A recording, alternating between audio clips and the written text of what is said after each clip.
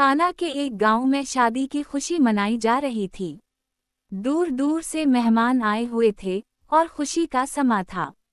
यसू भी अपनी माँ और शागिर्दों के साथ इस शादी में शरीक थे। अचानक शादी में एक मसला खड़ा हो गया। मैं खत्म हो गई थी और मेजबान परेशान हो गए।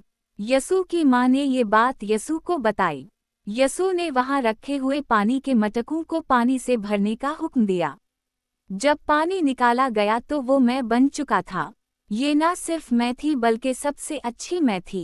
यसू ने खादिमों से कहा, पानी के मटके भर दो। जब मटके भर गए तो फरमाया, अब निकाल कर मेहमानों के सरदार को दो। पानी बेहतरीन। मेहमान हैरान रह गए और शागिर्दों ने यसू पर ईमान रखा।